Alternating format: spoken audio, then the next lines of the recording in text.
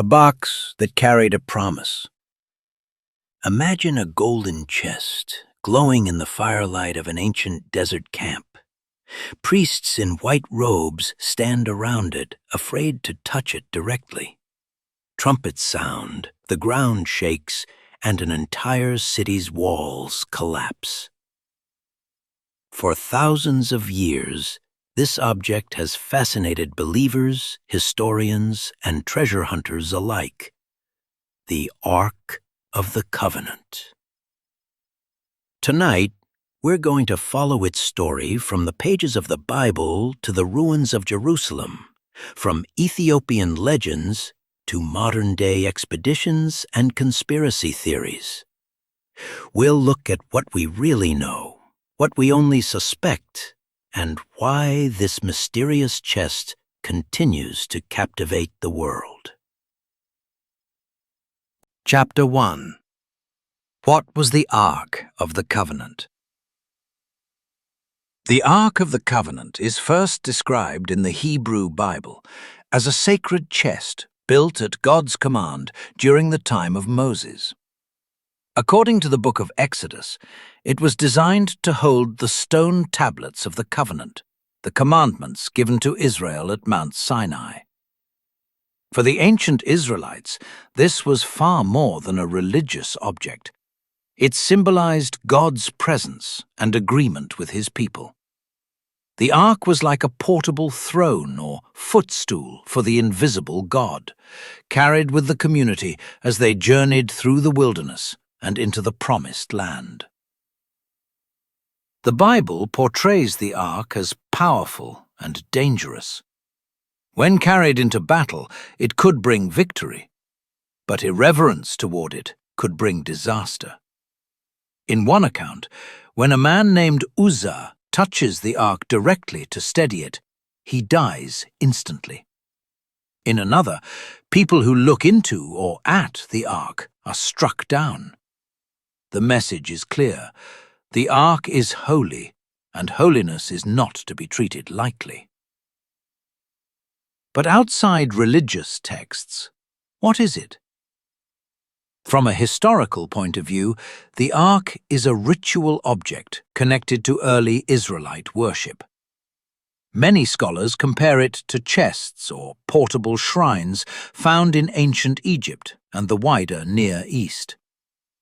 Some Egyptian ritual boats and shrines were also carried on poles and associated with a god's presence, which may help explain the ark's form and function in its original cultural context.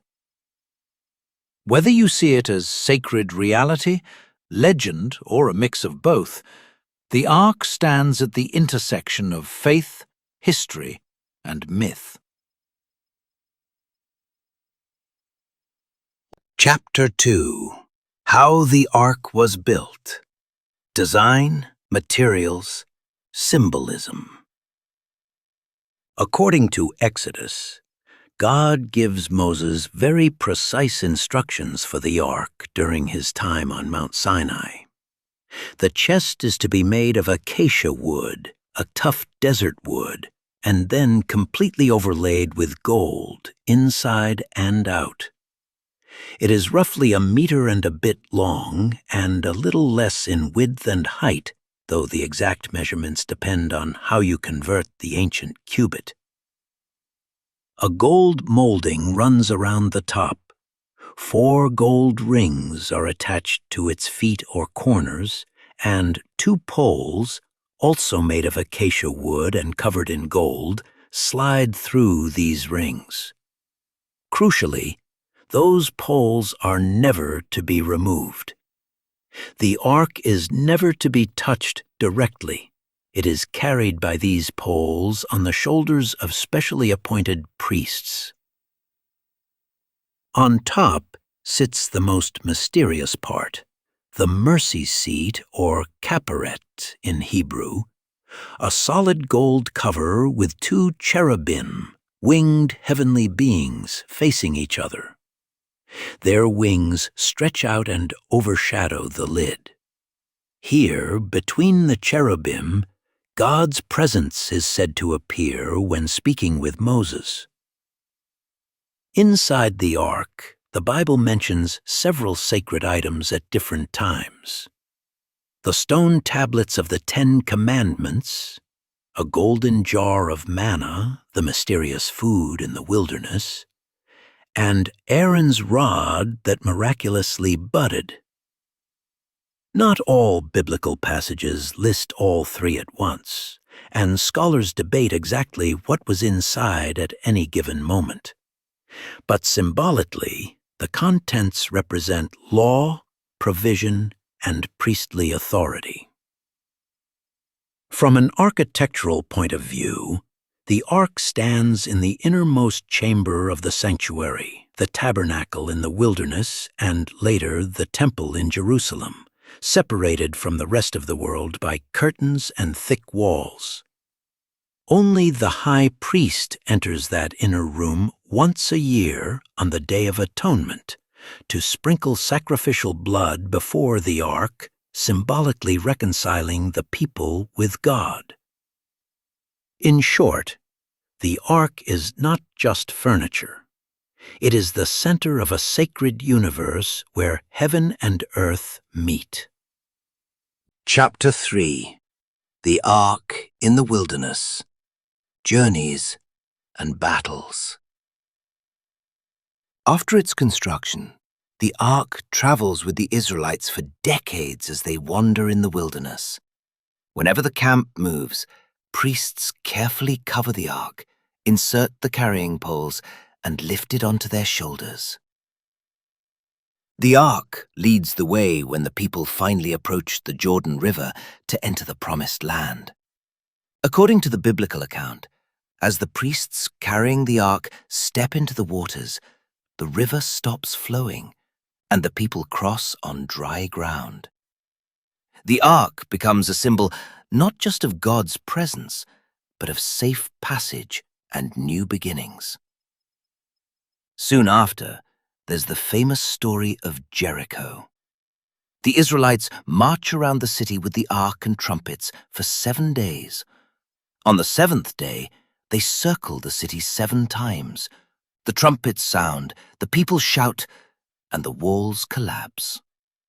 Whether you read this as literal history, symbolic storytelling, or a mixture of both, the Ark's role is clear.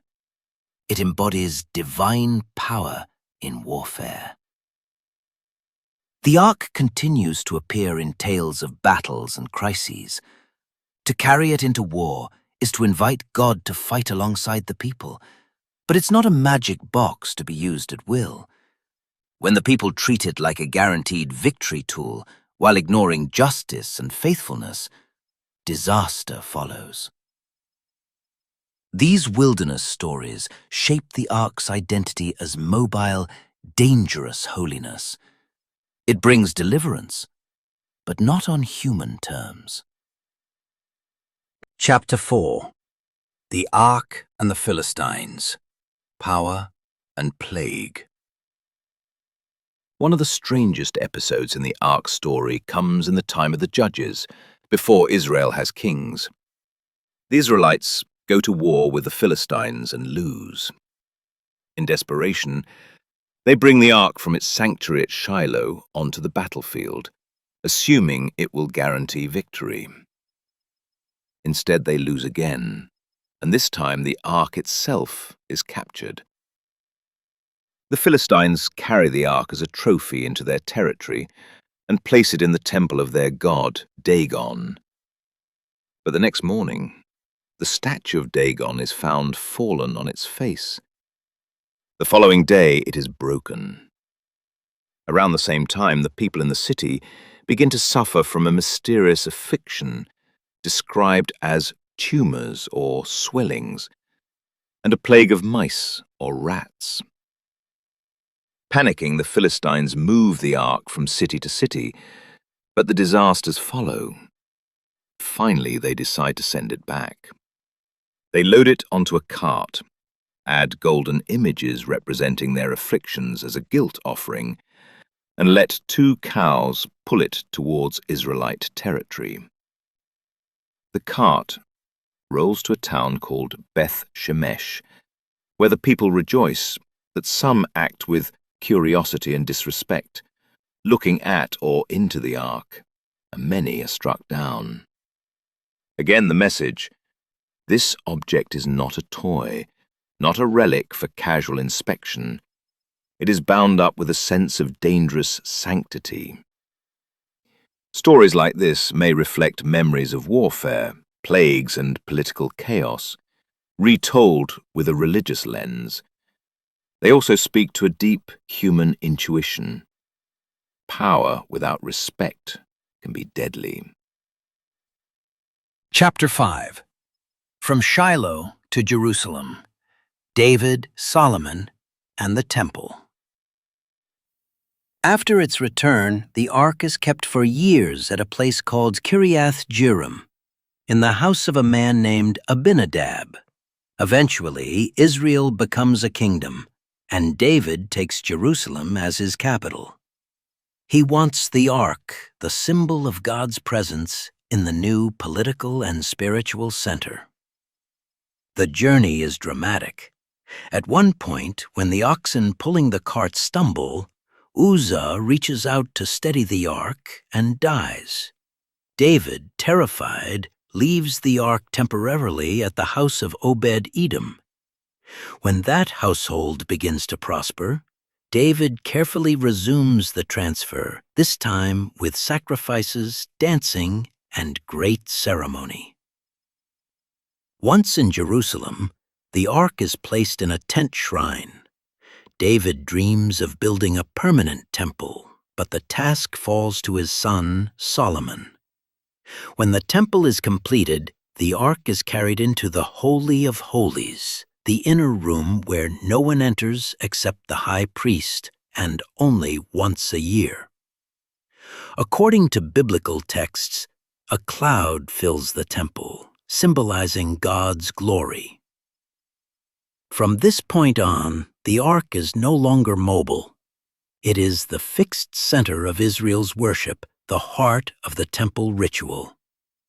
Pilgrims come from all over the kingdom, offering sacrifices in the outer courts. But the ark itself remains hidden behind layers of curtains and walls, signifying both proximity and distance. God is among his people, yet not accessible on human terms. Historically, the first temple in Jerusalem likely did have a central cult object in its inner sanctuary, much like other temples in the ancient Near East. Archaeology has uncovered temples in the region with inner rooms that once housed statues or sacred chests. But the specific ark described in the Bible has left no undisputed physical trace. Chapter 6. Disappearance. Where did the ark go?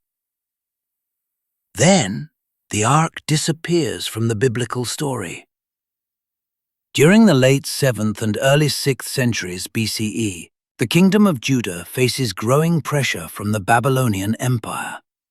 In 587/586 BCE, the Babylonians under Nebuchadnezzar II besiege Jerusalem, destroy the city, and burn the temple. Many people are deported into exile. Lists of the temple treasures carried away to Babylon mention gold and silver items, but not the ark. After the destruction of the temple, the Bible never again clearly describes the ark's presence on earth. Later Jewish texts speak of a second temple, built after the return from exile, but they never describe the ark being placed inside it. So what happened? Ancient and later sources offer several possibilities. The ark was destroyed when the temple burned, its wood and gold lost in the chaos. It was taken as plunder to Babylon and eventually melted down. Or, as many traditions claim, it was hidden away by priests before the Babylonians could seize it. The biblical silence leaves room for storytelling. Jewish, Christian, and later Islamic traditions begin to fill the gap with legends about secret tunnels, mountain caves, and distant lands. From a historian's perspective, we must admit we don't know. There is no archaeological evidence that clearly reveals the Ark's fate. What we do have are stories, texts, and traditions, which we'll explore in the next chapters. Chapter 7. Jewish Traditions. Caves, Mountains, and Hidden Chambers. After the Bible, later Jewish writings try to answer the burning question, where did the Ark go? One influential text is 2 Maccabees, part of the deuterocanonical or apocryphal writings for some Christian traditions. It tells a story that the prophet Jeremiah, guided by God, took the ark and the altar of incense and hid them in a cave on Mount Nebo, the same mountain where Moses is said to have seen the promised land before his death. Jeremiah then sealed the entrance, declaring that the place would remain unknown until God gathered his people again. Other rabbinic traditions suggest that priestly families hid the ark somewhere under the Temple Mount in secret chambers, protecting it from invading armies. Medieval Jewish commentators refer to lists of temple treasures and mysterious underground passages. More speculative claims arise later. Some say the ark went to Babylon and then disappeared into the mists of history. Others connect it with communities like the Essenes, the Jewish sect that produced the Dead Sea Scrolls, though there is no solid evidence for that. From a scholarly standpoint, these stories are theological and legendary rather than historical reporting. They reflect hope that the ark is not gone forever, but safely hidden, waiting for a future restoration when Messiah comes or when the temple is rebuilt. Yet these traditions will later inspire explorers and treasure hunters, convinced that the ark still lies somewhere under the stones of Jerusalem or in the caves overlooking the Jordan Valley. Chapter 8. Ethiopia. The Ark in Axum. One of the most enduring and fascinating traditions places the Ark far from Jerusalem, in Ethiopia. According to the Ethiopian Orthodox Tewahedo Church, the Ark of the Covenant was brought to Axum, an ancient city in northern Ethiopia, by Menelik I, the legendary son of King Solomon of Israel and the Queen of Sheba. The medieval Ethiopian text, Kebra Nagast, tells how Menelik visited his father in Jerusalem, and when he returned home, he secretly took the ark with him, with divine approval, while a replica remained in the temple. Today, Ethiopian tradition claims that the original ark rests in a small chapel, known as the Chapel of the Tablet, next to the Church of Our Lady Mary of Zion in Axum. Only one guardian monk is allowed to see it. Even Ethiopian emperors historically were not permitted to enter the chapel's inner room. Every Ethiopian Orthodox church, wherever it is in the world, keeps a tablet, a consecrated wooden or stone tablet representing the Ark and the tablets of the law in its own Holy of Holies.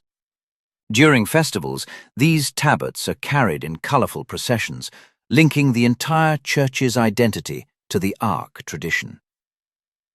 From a critical historical perspective, there is no verifiable evidence that the actual ancient Ark of the Covenant is in Axum. The chapel is off-limits to researchers, and the artifact claimed to be the Ark has never been scientifically examined. Most historians see the Kebra Nagast as a political religious text that helped legitimize Ethiopia's Solomonic dynasty rather than as literal history. But for Ethiopian believers, this is not about archaeology. It is a living tradition that shapes national and spiritual identity.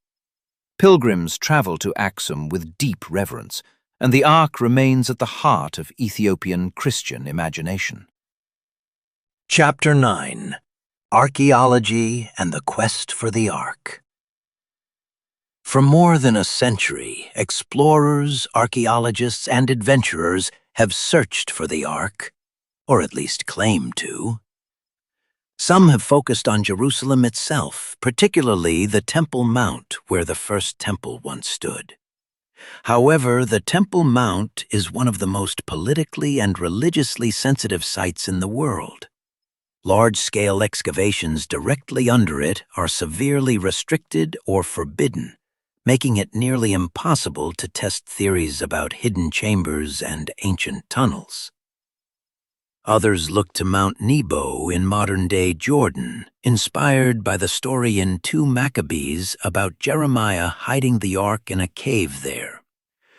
Archaeological work has documented churches and pilgrim sites on Nebo, but nothing that can be linked with certainty to the Ark. In the 20th century, a number of self-styled explorers made spectacular claims that they had located the Ark in secret tunnels under Jerusalem, or in caves near the Dead Sea, or even in locations as far-flung as southern Africa. One controversial figure, Ron Wyatt, claimed to have found the Ark beneath a hill just outside Jerusalem, associating it with the site of Jesus' crucifixion. Mainstream archaeologists have rejected these claims as lacking solid evidence, pointing out the absence of proper excavation records, independent verification, and peer-reviewed publication. Serious archaeology works differently. Professional archaeologists follow strict methods: controlled digs, careful documentation, cooperation with local authorities, and publication in academic journals. So far, no credible excavation has produced remains that can be confidently identified as the biblical Ark of the Covenant. That doesn't mean the Ark never existed. It simply means that at this point, its physical trace has not been found and may never be, especially if it was destroyed, melted down, or decayed over millennia. Chapter 9: Archaeology and the Quest for the Ark. For more than a century, explorers, archaeologists, and adventurers have searched for the Ark, or at least claimed to. Some have focused on Jerusalem itself, particularly the Temple Mount where the first temple once stood. However, the Temple Mount is one of the most politically and religiously sensitive sites in the world. Large-scale excavations directly under it are severely restricted or forbidden, making it nearly impossible to test theories about hidden chambers and ancient tunnels. Others look to Mount Nebo in modern-day Jordan, inspired by the story in 2 Maccabees about Jeremiah hiding the Ark in a cave there. Archaeological work has documented churches and pilgrim sites on Nebo, but nothing that can be linked with certainty to the Ark. In the 20th century, a number of self-styled explorers made spectacular claims that they had located the Ark in secret tunnels under Jerusalem, or in caves near the Dead Sea, or even in locations as far-flung as southern Africa. One controversial figure, Ron Wyatt, claimed to have found the Ark beneath a hill just outside Jerusalem, associating it with the site of Jesus' crucifixion. Mainstream archaeologists have rejected these claims as lacking solid evidence, pointing out the absence of proper excavation records, independent verification, and peer-reviewed publication. Serious archaeology works differently. Professional archaeologists follow strict methods: controlled digs, careful documentation, cooperation with local authorities, and publication in academic journals. So far, no credible excavation has produced remains that can be confidently identified as the biblical Ark of the Covenant. That doesn't mean the Ark never existed. It simply means that at this point, its physical trace has not been found and may never be, especially if it was destroyed, melted down, or decayed over millennia. Chapter 10. Science, Speculation, and the Power of the Ark. Because the Ark is described as so powerful, knocking down walls, striking people dead, associated with lightning and fire, some modern writers have wondered, could there be a scientific explanation? One recurring idea is that the Ark was a kind of ancient electrical device, functioning like a giant capacitor. Since it's described as a wooden box plated with gold inside and out, separated by wood, some note that this resembles the structure of a capacitor, two conductive surfaces with an insulator between them.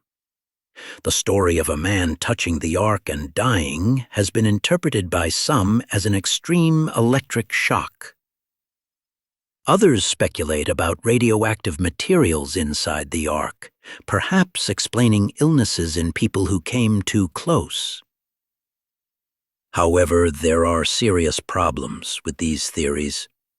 The biblical texts don't mention any wires, energy sources, or unusual materials that would make such technology work. The idea of ancient Israelites constructing advanced electrical devices doesn't fit with what we know from archaeology of the period. Most scientists and historians view these explanations as imaginative but not evidence-based. The more straightforward reading is symbolic. The Ark is holy because it represents God's presence and covenant. Stories of its power emphasize reverence, obedience, and moral seriousness, not experimental physics. Still, the fact that people reach for scientific metaphors shows how the Ark continues to capture our imagination in a technological age. It becomes a canvas onto which we project our deepest questions about power, danger, and the unknown. Chapter 11. The Ark in Pop Culture, Conspiracies and CIA Files. Even if the Ark never appears in a museum, it's very much alive in popular culture. The most famous example is probably Raiders of the Lost Ark, the Indiana Jones film that turned the Ark into a Hollywood superstar. In the movie, the Ark is a powerful artifact sought by Nazis and archaeologists alike, unleashing deadly supernatural energy when opened. While wildly fictional, the film tapped into existing legends and launched a new wave of interest in the real Ark, inspiring books, documentaries, and tours. The Ark also shows up in novels, TV series, video games, and YouTube videos, often linked with secret societies, ancient aliens, or global conspiracies. In many of these stories, the Ark is less a religious object and more a kind of mystical superweapon. In recent years, media attention has even touched on declassified CIA documents. One resurfaced file describes an experiment in remote viewing, a controversial technique where participants attempt to perceive distant locations using extrasensory perception. In this session, the unknown target was the Ark of the Covenant. The remote viewer reportedly described a golden, coffin-like container guarded in an underground location in the Middle East, protected by mysterious entities. However, experienced former CIA remote viewers themselves have criticized this session as a training exercise with no solid verification, emphasizing that there is no ground truth or physical proof behind it. Stories like this can be intriguing, but they remain speculative. They tell us more about our modern fascination with mystery, espionage, and the paranormal than they do about the actual fate of the Ark. Still, whether on a movie screen or in a conspiracy forum, the Ark keeps reappearing as a symbol of hidden power, a reminder that some secrets feel too big, too dangerous, or too sacred to be simply filed away in a museum catalog. Chapter 12. Beyond the Treasure Hunt. What the Ark Still Means. So after all this, what can we actually say about the Ark of the Covenant? Historically, it was likely a central cult object in early Israelite religion, described as a gold-covered wooden chest containing sacred relics. It played a key symbolic role in stories of the Exodus, the conquest of Canaan, and the establishment of the monarchy in Jerusalem.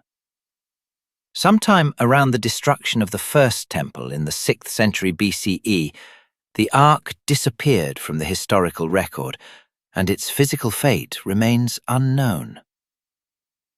Traditionally, Jewish, Christian, and Ethiopian stories keep the Ark alive as a sign of divine presence, covenant, and hope. For Ethiopian Orthodox believers, the Ark, or its sacred representation, remains a living reality in Axum. Culturally, the Ark has become a powerful image in our global imagination, representing everything from lost treasure and secret technology to spiritual mystery and divine justice. Whether you believe the Ark is hidden in a mountain, resting in a guarded chapel, lying in pieces long ago, or existing now only in the realm of story and symbol, its impact is undeniable. At its heart, the Ark of the Covenant is about a relationship, a people trying to live in the presence of a holy God and the dangerous beauty of that closeness. The chest itself, wood, gold, and carvings, may one day be found, or it may remain forever lost. But the questions it raises are still with us. What do we treat as sacred? What promises do we keep or break? And what happens when power, divine or human, is used without reverence? In the end, the real journey may not be to a distant mountain or a hidden vault, but inward, to the covenants we carry in our own hearts.